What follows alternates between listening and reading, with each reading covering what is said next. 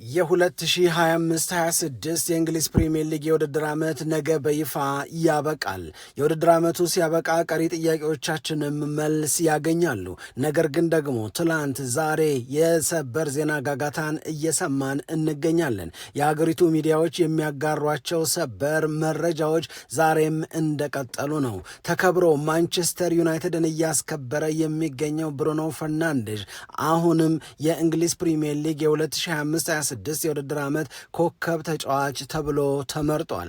ክርስቲያኖ ሮናልዶ፣ ዌይን ሩኒ፣ ሩድ ቫን ኒስተልሮይ፣ ፒተር ሽማይክል እና ሌሎችም ታላላቅ የሚባሉት የማንቸስተር ዩናይትድ ተጫዋቾች ያገኙትን የዓመቱ ኮከብ የመባልን ክብር ብሩኖ ፈርናንዴዝ አሳክቶታል። ይሄ ዛሬ ከጥቂት ደቂቃዎች በፊት የተሰማ ሰበር ዜና ነው። ትላንትናም የሰበር ዜና ጋጋታዎች ነበሩ በእንግሊዝ ፕሪሚየር ሊግ ዙሪያ። የማንቸስተር ሲቲው አሰልጣኝ ፔፕ ጋርዲዮላ ከክለቡ ጋር የምርም እንደሚለያይ ክለቡም ራሱ ጋርዲዮላም ትላንትና አረጋግጠው ነግረውናል። የጋርዲዮላ የስንብት መልእክት የእውነት ለመናገር ልብን የሚነካ ነው። በዚህ ፕሮግራም እሱንም ለማንሳት ጥረት እናደርጋለን። ደግሞ በሌላ በኩል የማንቸስተር ዩናይትድ አሰልጣኝ ማይክል ካሪክ ከማንቸስተር ዩናይትድ ጋር ለሚቀጥሉት 2 ዓመታት አብሮ ለመቀጠል መወሰኑን ሰምተን ነበር። ነገር ግን ውሳኔውን በፊርማ ያረጋገጠው ትላንት ነው። ይህንን ሲያደርግም የሀገሪቱ ሚዲያዎች ሰበር ዜና ብለው ነግረውናል። የአርሰናል ተጫዋቾች የውድድር ዓመቱን በሻምፒዮንነት ካረጋገጡ በኋላ ሻምፒዮን ተብለው መጠራታቸውን እርግጠኛ ከሆኑ በኋላ ለሚዲያዎች ስሜቶቻቸውን እያጋሩ ይገኛሉ።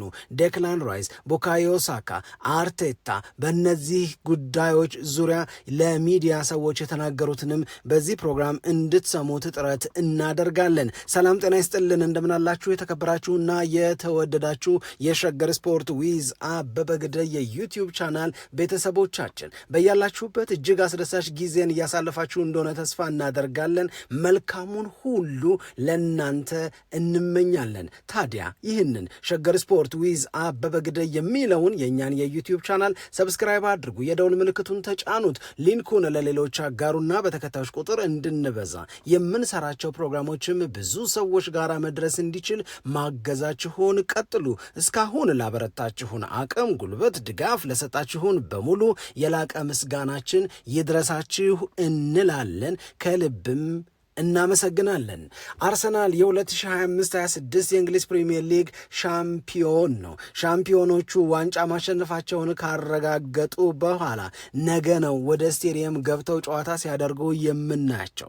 ነገር ግን ከነገው ጨዋታ አስቀድሞ በተለያዩ ቃለ ምልልሶች የሻምፒዮንነት ክብር ምን ስሜት እንደፈጠረባቸው፣ ድሉ እንዴት እያደረጋቸው እንደሆነ መናገር ጀምረዋል። አርቴታ ደስታዬ ወደር የለውም ይላል። እነዚህ ተጫዋቾች እነዚህ ደጋፊዎች የተለየውን ክብርና ምስጋና መውሰድ ይጠበቅባቸዋል የሚል መልእክትን አስተላልፏል። የአርቴታን መልእክት በተመለከተ ከሚነሱት ሀሳቦች መካከል ለምሳሌ ጋዜጠኞቹ የጠየቁት አንደኛው ጉዳይ ለኢራዮላ መልእክት ላክለቱ የቴክስት ላክለቱ ሲባል አያላኩለትም ግን ደውዬለታለሁ ብሏል። ለማመስገን የአርቴታ ምስጋና ለበርንመዝ አሰልጣኝ በአጭሩ እንድንገላገል ስላደረገን በሚል ነው እንጂ ያለ በርንመዝም ውጤት ቢሆን ምናልባት ነገ ክሪስታል ፓላስን በማሸነፍ ዋንጫውን ሊያሸንፍ ማሸነፉንም ሊያረጋግጥ የሚችልበት ቀን ሊራዘም ይችል ይሆናል እንጂ አይቀሬ ነው። ራሱ ኢራዮላ እንደተናገረው አይነት ስሜት ነው ያለው። ለማንኛውም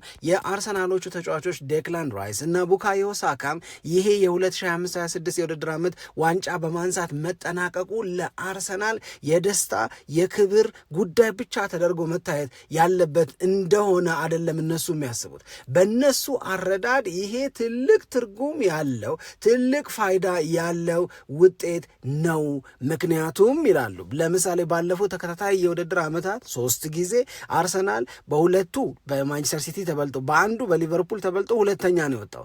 ስለዚህ ዋንጫ ለማሸነፍ መቸገር ተከታታይ በሆነ አጋጣሚ ስለተከሰተ የአርሰናል ተጫዋቾች ዘንድ ያለመቻል ስሜት ነበረ።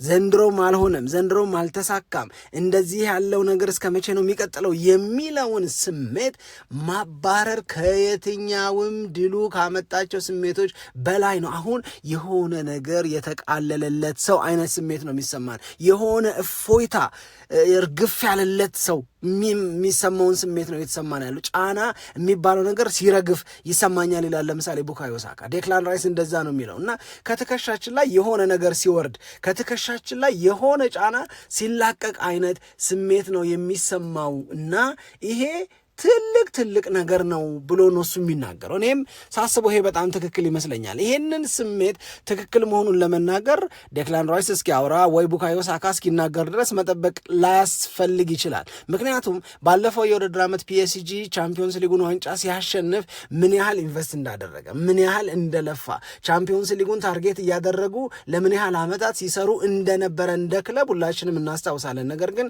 እስካለፈው የውድድር ዓመት ድረስ የቻምፒዮንስ ሊግን ዋንጫ ማንሳት ማሸነፍ ለፒኤስጂ አልተቻለም። ልክ የአውሮፓ ቻምፒዮን ሲሆኑ ግን የፒኤስጂው አሰልጣኝ ሉዊስ ኤንሪኬ እንደተናገረው የሆነ ጫና ሲለቀን አይነት ስሜት ነው የሚሰማን። ስለዚህ ከዛ ጫና ውጪ በሆነን ቁጥር የበለጠ ስኬታማ እንሆናለን። ከዛ ጫና በተላቀቅን ቁጥር የበለጠ የስኬት ዘመን ወደኛ እንዲሆን እናደርጋለን። ይህንንም ስኬት ለመደጋገም አቅም ይሰጠናል። ነፃነት የሚያመጣው በረከት በጣም ትልቅ ነው ብሎ ሉዊስ ኤንሪኬ ሲናገር ነበር። ይሄንኑ በሌላ ቋንቋ እንደተናገሩት ነው የሚሰማኝ ቡካዮ ሳካና ዴክላን ራይስ። ስለዚህ የአርሰናል የኃያልነት ዘመን በዘንድሮ የውድድር ዓመት አሁን በተሳካው የፕሪሚየር ሊግ ዋንጫ ለሚቀጥሉትም ዓመታት ተጠናክሮ እንዲቀጥል ይሄ ዋንጫ ማሸነፍ አንችልም የሚለው ስሜት፣ ዋንጫ ማሸነፍ አትችሉም የሚለው የደጅ ሰዎች አስተያየት ከዚህ በኋላ የአርሰናል ተጫዋቾች ላይ የሚያሳድረው ተጽዕኖ እንዳይኖር ያደርገዋል ብለዋል ዴክላን ራይስም ቡካዮ ሳካም። አርቴታም የዚህ ሀሳብ ተጋሪ ነው። ደግሞም የተናገሩት ሌላው ነገር የሰው የደስታ ስሜት እዚህ እንግሊዝ ያሉት ለንደን ያሉት ብቻ ሳይሆን በመላው ዓለም ለአርሰናል ድል ለአርሰናል ሻምፒዮን መሆን ሰዎች የገቡበት የደስታ ስሜት እነ ዴክላን ራይስን ገርሟቸዋል፣ እነ ቡካዮ ሳካን ገርሟቸዋል። በቃ ኢትስ ክሬዚ አሉ። የሚያዩትን ነገር በሙሉ አይተዋል። ዓለም ላይ ሰዎች ደስታቸውን እንዴት እንደገለጹ፣ በአርሰናል አሸናፊነት እንዴት እነሱ እንደኮሩ አይተውታል እና ኢትስ ሶ አሜዚንግ በቃ ኢትስ ቢዮንድ አወር ማይንድ ነው አሉ። ከአእምሯችን በላይ ነው። ስለዚህ ያንን ሁሉ ነገር ሲያዩ ከቆዩ በኋላ 11 ሰዓት አካባቢ አራታችን ተጠራርተን ወጣን አለ። እኔ ቡካዮ ሳካ፣ ይህንን የሚያወራው ዴክላን ራይስ ነው። ቡካዮ ሳካ እንደዚሁም ደግሞ ኢብሪቼ ኢዜና ጁሪያን ቲምበር ተያይዘን ወጣን። መንገድ ላይ ያሉ ሰዎችን ማግኘት ሁሉ ፈለግን። ከነሱ ጋር አፍሮ ፎቶ መነሳት፣ ከነሱ ጋር አብሮ ደስታውን መጋራት፣ በቃ ያ ስሜት ስለተሰማን ተነስተን እንውጣ ተባብለን ወጣን ብሎ ይናገራል እና ወደር የሌለው የክብር ወደር የሌለው የኩራት ስሜት ደስታ በጣም ከፍ ያለ ተሰምቶናል። ግን ከምንም በላይ የአትችሉም እና የአይሳካም ይሆን ዘንድሮ የሚለው የስጋት ስሜት ግን ለቆን ሄዷል። ድሉ ያመጣው ትልቁ ነገር ይሄንን ነው የሚል አስተያየትን ሰጥተዋል። ለእኔ ይሄ በጣም ትልቅ ትርጉም አለ። ይሄ አርሰናልን ወደ በለጠ ድል፣ አርሰናልን ወደ በለጠ ውጤታማነት የሚያንደረድረው ይሆናል። ማን ያውቃል? ይህንን መንደርደር ተጠቅሞ በሚቀጥለው ሳምንት ልክ የዛሬ ሳምንት በቡዳፔስት ከፒኤስጂ ጋር በሚያደርጉት የአውሮፓ ቻምፒዮንስ ሊግ የዋንጫ ጨዋታ የተለየ ነገርን ሊያሳዩን ይችሉ ይሆናል። ይህንንም አብሮ ማንሳት ተገቢ ነው። ሌላኛው የማን ዩናይትድ ጉዳይ ነው። ማንቸስተር ዩናይትድ ከካሪክ ጋር ለሚቀጥሉት 2 ዓመታት አብሮ ለመቀጠል ስምምነት ላይ ደርሰዋል።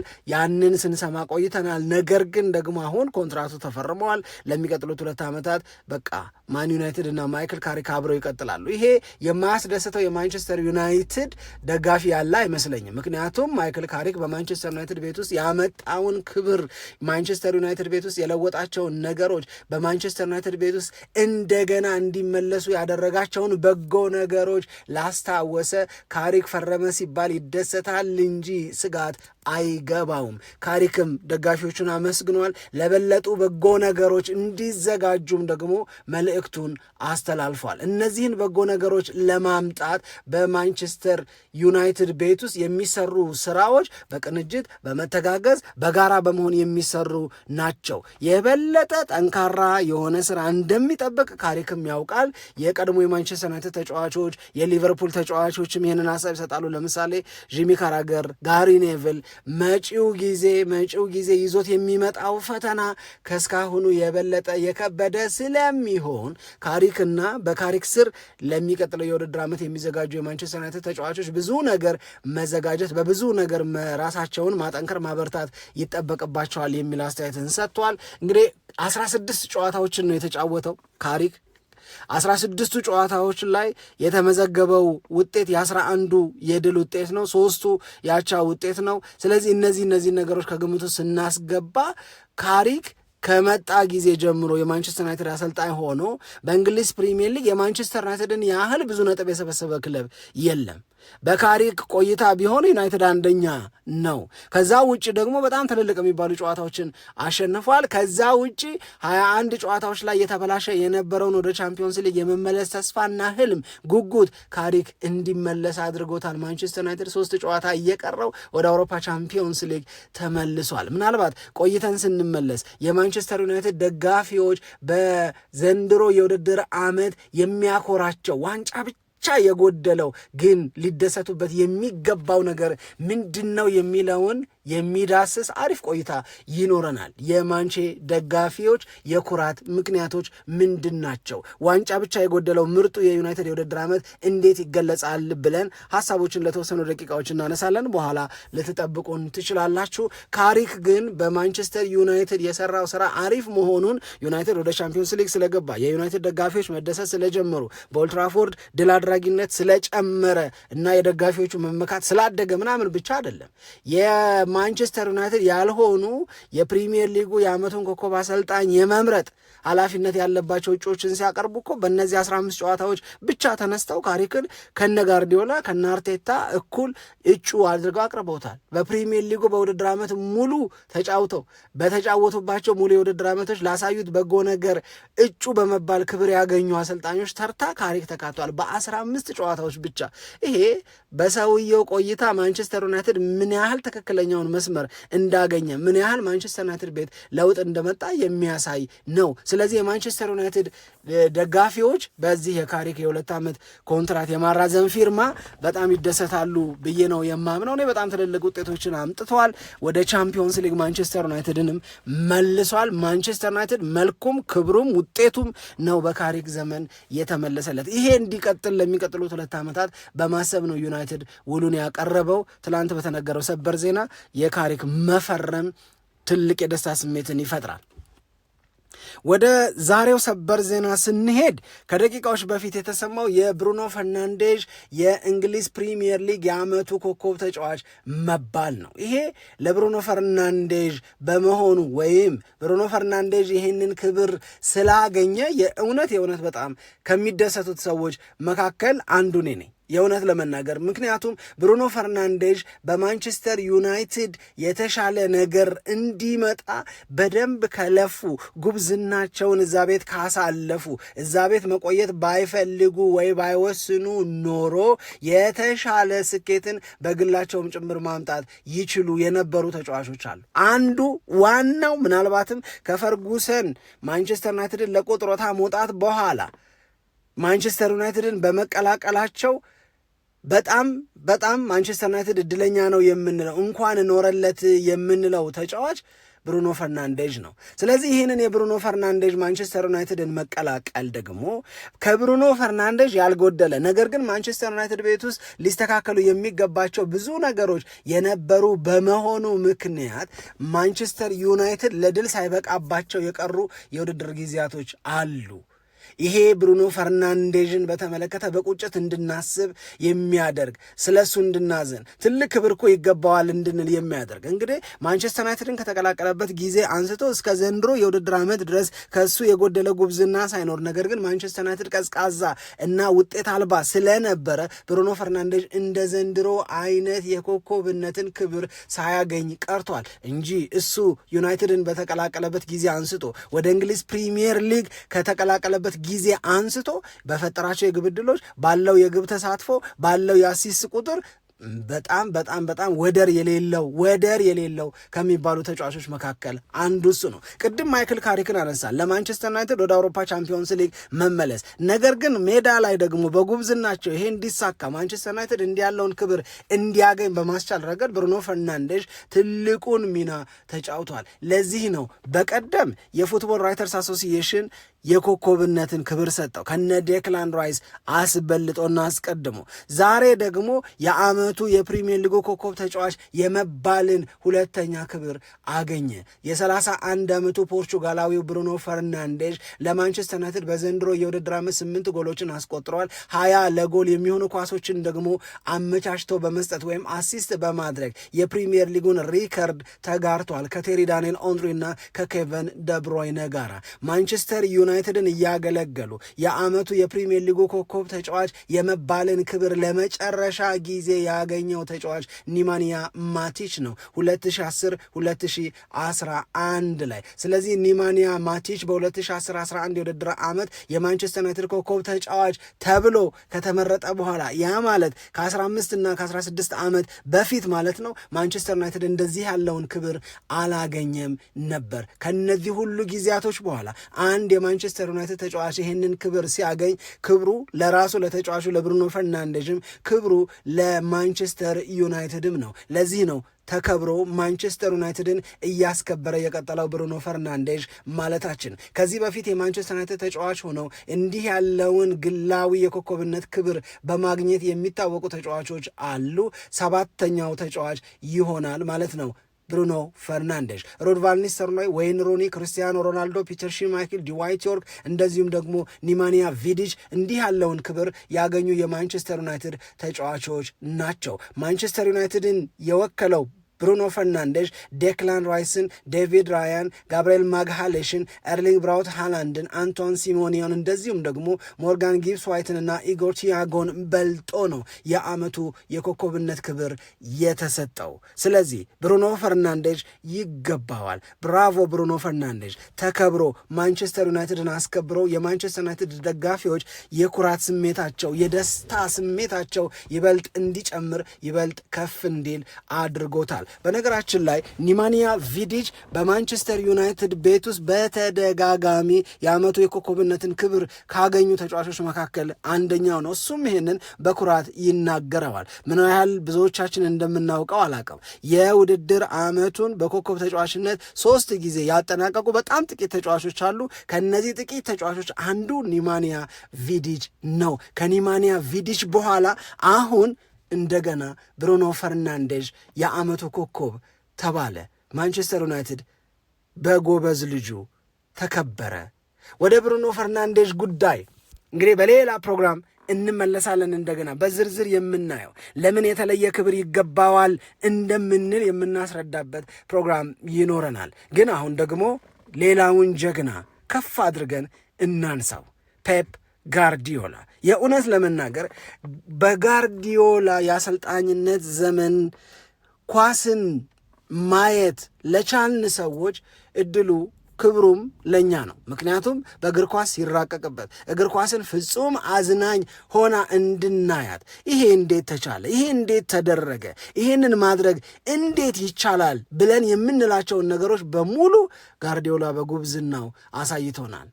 አሰልጣኝ ሰር አሌክስ ፈርጉሰን በክለቦች እግር ኳስ ታሪክ እንደ ባርሴሎና ያለን ቡድን አይቻላቅም ብለው 2011 ላይ መስክረዋል። 2009 ላይ ያንኑ ቡድን ያላደነቀ የለም። እነዛ ጊዜያቶች ጋርዲዮላ ከባርሴሎና ጋር ይሰራባቸው የነበሩ ናቸው። የአውሮፓ ሻምፒዮንም ጭምር የሆነባቸው በሁለቱም አጋጣሚዎች ዩናይትድን አሸንፎ ክብሩን ከፍ ያደረገበት ጋርዲዮላ በጣም በጣም በጣም የሚገርም ቡድን የያዘበት ከዛ ማንቸስተር ሲቲን ይዞ 2011 ስራ ሲጀምር የብዙ ሰዎች አስተያየት በጀርመን ቡንደስሊጋ የባየር ሚዩኒክ ሻምፒዮን መሆን የተለመደና አይቀሬ ነው። ብዙ ጊዜ በማንም ቢሰለጥን በባርሴሎናና በሪያል ማድሪድ መካከል የሚኖረውን ፉክክር ማሸነፍ ነው እንጂ ከባድ የሚሆነው ላሊጋው ያን ያህል ከባድ አይደለም። በተለይ ሜሲን፣ ዣቪን፣ ኢኒየስታን ይዞ ተባለና ጋርዲዮላ ከማንቸስተር ሲቲ ጋራ አይሆንለትም። የእንግሊዝ ፕሪሚየር ሊግ እንደ ላሊጋው አይደለም፣ የእንግሊዝ ፕሪሚየር ሊግ እንደ ቡንደስሊጋው አይደለም የሚል አስተያየት ሰጡ በጣም ብዙ ሰዎች።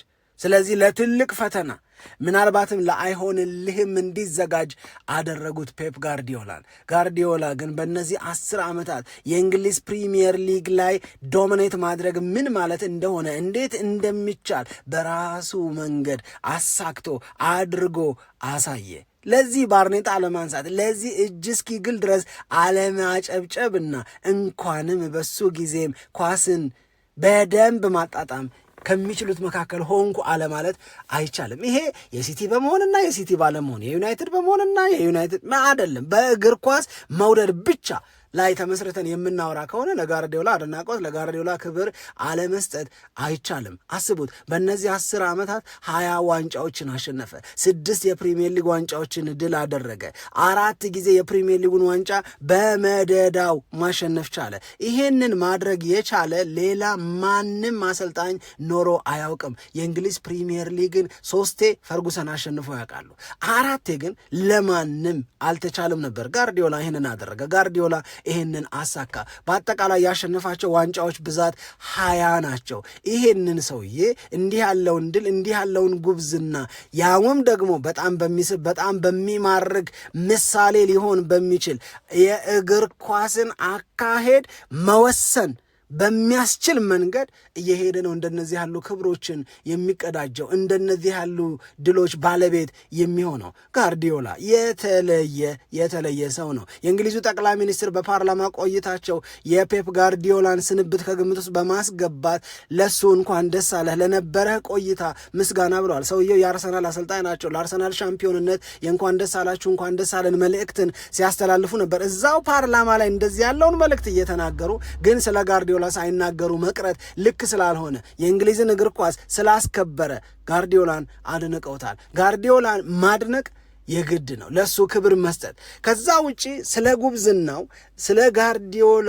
ሌጋሲ በእንግሊዝ ፕሪሚየር ሊግ ውስጥ እየተነጋገሩ መዋል ይቻላል። እየተነጋገሩ ብዙ ፕሮግራሞችን መስራት ይቻላል፣ ደግሞ እናደርገዋለን።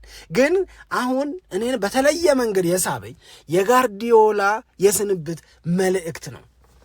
የስንብት መልእክቱን በተመለከተ በተለየ ትኩረት ከሰጠዋቸው ነገሮች መካከል የተወሰኑትን ላንሳ። የመጀመሪያው ነገር በስንብቱ የሆነ ክፍል ላይ በድምፅም ተላልፏል እሱ መልእክት። የድምፅ መልእክቱን ደግሞ ጽፈው እንደገና አውጥተውታል።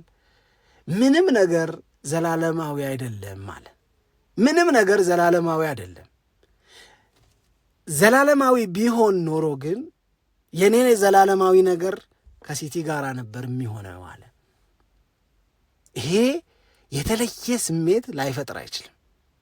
ነቲንግ ኢዝ ኢተርናል፣ ምንም ዘላለማዊ የሆነ ነገር የለም። ቢኖር ኖሮ ግን እኔ ዘላለማዊ ነገር ከሲቲ ጋር ተሳስሮ እንዲቀጥል ነበር የምፈልገው ያለበት መልእክት ኃያልነትን፣ ድል አድራጊነትን፣ አሸናፊነትን በማንቸስተር ሲቲ ቤት እውን ያደረገው ፔፕ ጋርዲዮላ ከጋርዲዮላ መለየት አንፈልግም፣ 1 ዓመት ጨምርልን እያሉ እየለመኑት ሊሄድ ያለበትን ምክንያት ጠይቀውት ነበር። ምንም ምክንያት የለኝም ማለት መሄድ የምፈልግበት ምንም ምክንያት የለም፣ በዚህ ምክንያት እንዲህ ስለሆነ ሊሄድ አላለም፣ የለኝም ምክንያት። ስለዚህ ከዚህ ቀጥሎ ወዴት ነው የምትሄደው ሲባል ቀጥሎ የሚሄድበት ቢኖረኝማ ወይም የሆነ ቦታ ለመሄድ ቢሆንማ እዚሁ ነበር መቆየት የምፈልገው። ያ ማለት አሁን ማረፍ ባልፈልግ ኖሮ በቃ እኔ ማረፍና ማረፍ ብቻ ባይሆን ኖሮ ምክንያቴ የትም አልሄድም፣ ከሲቲ ጋር ነበር የምቆየው። ይሄ ትተኸው የምትሄደው ቤት አይደለም፣ ትተኸው ልሂድ ብለህ የምትመኘው አይደለም፣ ዝም ብለህ አብረህ የምትሆነው ነው። ይሄ ቤተሰብ ነው። እነሱ ለእኔ የሆኑት እኔ እነሱ ጋር የፈጠርኩት ስሜት፣ እነሱ እኔ ላይ ያሳደሩት በጎ ተጽዕኖ በምንም ሊተካ የሚችል ሊታው የሚችል አይደለም አለ እና በኮቪድ ወቅት እናቴ የሞተች ጊዜ ሰው በጣም ባስፈለገኝ ጊዜ የማንቸስተር ሲቲ ሰዎች የማንቸስተር ሲቲ ደጋፊዎች ከጎኔ ሆነው የፈጠሩብኝ የመበርታት ስሜት በምንም ሊተካ የሚችል አይደለም አለ። የሆነ ቦታ ለመሄድ የሆነ ሌላ ስራ ለመጀመር የሆነ ሌላ ኃላፊነት ለመውሰድ አይደለም፣ ለማረፍ ብቻ ነው ጋርዲዮላ ማንቸስተር ሲቲን ትቶ የሚሄደው። መጨረሻ ላይ እንባ ተናንቆታል። የሆነን ሰው ግጥም ተውሶ ያ ግጥም ላይ ያለን አንድ ሐሳብ የኔ ይሁን ሐሳብህን ስለወሰድኩ ይቅርታ ብሎ ያስቀመጠው ነገር አለ ፔፕ ጋርዲዮላ በዛ ግጥም ላይ የተጠቀሰውን ሐሳብ ሲገልጽ ይሄ ቦታ የኔ ነው አለ። ማንቸስተር ሲቲን የኔ ብሎ መግለጽን ወደደ። ያ ሰው በግጥሙ ላይ እንደዛ ስላለ ስለሌላ ነገር ስለሌላ ቦታ ጋርዲዮላ ማንቸስተር ሲቲን የኔ ሊለው ስለፈለገ ያ የኔ ነው አለ እና ማመሰገነ የማንቸስተር ሲቲን ደጋፊዎች። የማንቸስተር ሲቲ ደጋፊዎች በእኔ ላይ ያሳደሩት ተጽዕኖ በጣም ትልቅ ነው። ስለገፋችሁኝ ለድል እንድበረታ እንድጎብዝ እንዳልዘናጋ ፑሽ ስላደረጋችሁኝ ስለወደዳችሁኝ በጣም ነው ማመሰግነዋል። እና ቶኒ ዋልሽ የሚባለው ገጣሚ እንዳለው this is my place ብሏል። ይሄ የኔ ቦታ ነው፣ ከእናንተ መካከል እንደ አንዱ ነኝ አለ። ከዛ በኋላ ተቀርጾ ከተላለፈው መልእክቱ በኋላ ጋዜጠኞችን አግኝቶ በተለያዩ ጉዳዮች ተናግሯል። ይሄ በሌላ ፕሮግራም ሽፋን የምንሰጠው ነው የሚሆነው። ጋርዲዮላ ምን አለ ከስንብቱ ጋር ተያይዞ የሚለውን በምናነሳባቸው ፕሮግራሞች። አንዱ ግን የተናገረው ነገር ከሰር አሌክስ ፈርጉሰን መልእክት ደርሶታል። ኮንግራጁሌሽንስ ነው። 10 ዓመት ቆይቷል። በ10 ዓመት ያሳካው ነገር እንኳን ደስ አለህ የሚያስብል ነው። በ10 ዓመት ያሳካው ነገር ትልቅ ሌጋሲ ነው እና የእንኳን ደስ አለህ መልእክት ከፈርጉሰን ሲመጣ ግን በቃ ፈርጉሰን ምንም ጥርጥር የለውም የዚህ ሀገር የዚህ ሊግ ትልቁ ሰው እሱ ነዋል። ትልቁ ሰው እሱ ነው። ታላቁ ፈርጉሰን አይቶት ነበር ስኬቴን፣ አይቶት ነበር ጥረቴን፣ የምችለውን ላደርግ ስሞክር አይቶት ነበር። በሱ መታየት በሱ ተመዝኖ እንኳን ደስ አለህ የሚያስብል ነገር ማድረጌን የሚያረጋግጥ መልእክት ማግኘት የተለየ ስሜት ነው የሚፈጥረው አለ። መከባበር እንዴት ደስ ይላል። ዮሐን ክራይፍ እያየኝ እንደሆነ ሳቅ የተሰማኝ ስሜት፣ ፈርጉሰን እያየኝ የኔን ነገር እየተከታተለ እንደሆነ ሳውቅ የተሰማኝ ስሜት ያው ነው አለ። እደውላለሁ አለ ለፈርጉሰን፣ ደውዬ አወራለሁ አለ። ችግሩ የእሳቸውን ስኮቲሽ ዘዬ መስማት ይቸግረኛል፣ ግን መልእክቱ ደርሶኛል። መልሼ ቴክስት አይደለም ጽፈው አክብሬ እደውላለሁ አለ። ስካይ ስፖርት አንድ ጥያቄ ጠየቀ። የእንግሊዝ ፕሪሚየር ሊግ የምንጊዜው ምርጥ አሰልጣኝ ማን ነው ብሎ የጋርዲዮላንም የፈርጉሰንንም ስም ምርጫ ውስጥ አካቶ ጥያቄ ጠየቀ። ቬንገርም አለው፣ የርገን ክሎፕ፣ ሞሪኒዮም ተካተዋል። ለእናንተ የእንግሊዝ ፕሪሚየር ሊግ የምንጊዜውም ምርጡ ጀግናው አሰልጣኝ ማን ነው? ስሜታችሁን ብትነግሩን በጣም ደስ ይለናል። አብራችሁን ስለነበራችሁ እጅግ በጣም አድርገን እናመሰግናለን። ደግሞም በያላችሁበት ቀሪ ቀናችሁ ውብ ሆኖ እንዲያልፍ እንመኛለን። ቀደም ሲል ያልነውን ማንቸስተር ዩናይትድንና 2025-26ን በተመለከተ የሚያኮራው ዩናይትድ የማንቼ ደጋፊዎች የኩራት ምክንያቶች ዋንጫ ብቻ የጎደለው ምርጡ የዩናይትድ የውድድር ዓመት በሚል የምናነሳው ሐሳብ ይኖረናል። ጠብቁን። ኢትዮጵያ ለዘለዓለም ትኖር።